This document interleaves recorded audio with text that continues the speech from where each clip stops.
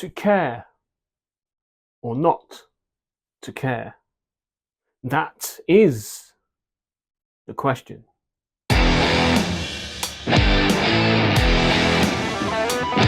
Hello there, yes, my name is Tom Marshall. Welcome back to the channel. Today we're going to look at the film Hamnet, directed by Chloe Zhao, who you may know brought us The Eternals and Nomad, and a couple of other films as well. But here she is back once again directing, and it stars Paul Mescal and Jessie Buckley. Essentially, Hamnet is chronicling the home life of William Shakespeare and his wife, supposedly called Anne Hathaway, not to be misconstrued by the actress Anne Hathaway, but in this one she's called Asta, whatever the fuck her name is, can't remember.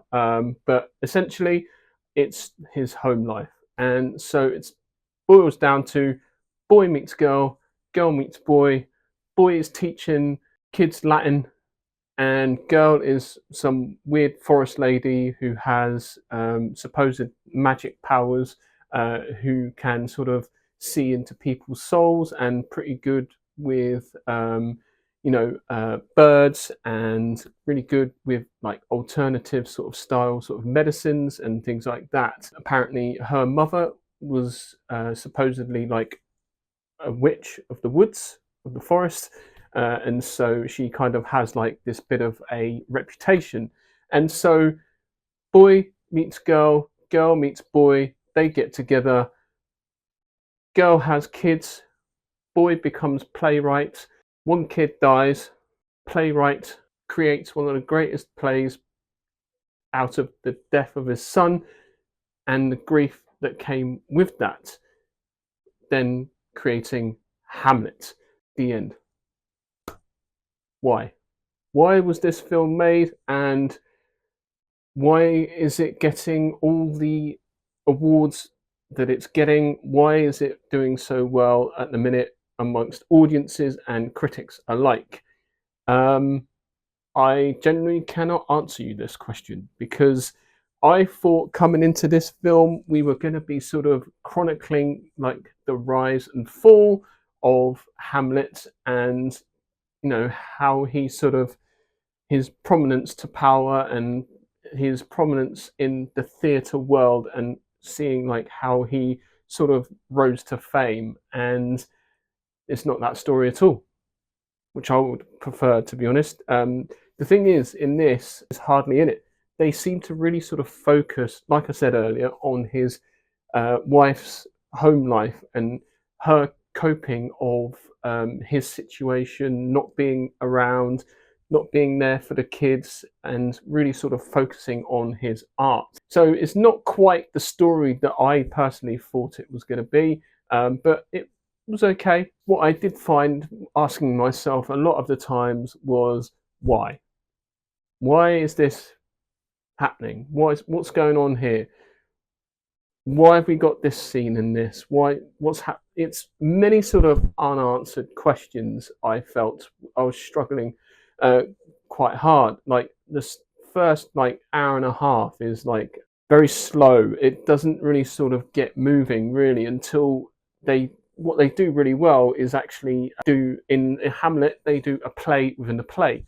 And so their version of this is the play within the film. So they put on an actual show of Hamlet, which is really, really good, which I actually saw at the National Theatre a couple of months ago before Christmas, which was really great.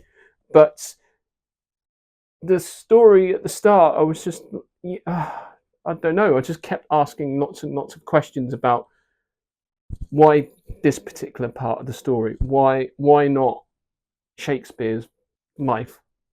I don't know, but don't get me wrong, the performances were great. This is what I really found really sort of compelling, and the standout for me was Jessie Buckley. Like she goes from happy, sad, to flirtatious, to pulling back, to having a full-on 15-minute birthing scene where she's screaming and yelling and all the accoutrement that comes with giving birth, and it's terrifying. It's no guarantee back then that anybody would survive. They didn't have like the medical advances that we have today, and kids around that sort of time were just dropping left and right because they had scarlet fever around that sort of time, I believe, and so lifespan was nothing. Like it's a miracle that anyone survived that time. It was just so trepidatious. Just yeah, I mean, it's a death sentence pretty much. So Jessie Buckley, I would say she was the standout performer.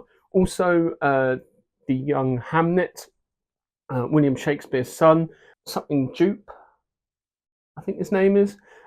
His brother's also in it. He plays Hamlet. I believe they're brothers, I think.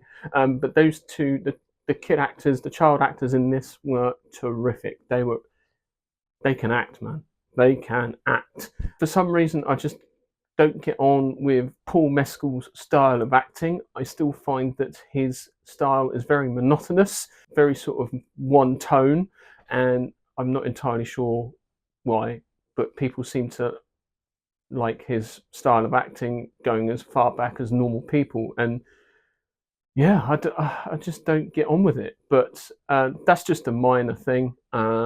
What I would say also, there's a few occasions where the film was rather dimly lit and hardly saw the actors' faces, and there was a couple of scenes where I was just like, okay, yeah, I can't see anything, but all right, whatever. So I don't know. I mean, I'm not a director. I am not a writer. I'm not a cinematographer, so I have no idea why they made those types of choices. But there we go. The film is out there. So it's also produced by Steven Spielberg, which is great. When he puts his name on a project, like it's not out of sheer coincidence. It's not out of when he puts his name on something, he believes in it truly. So and he wants these films to be out in cinemas, which is admirable, which is great. I saw this at the cinema, and it was pretty packed, to be fair.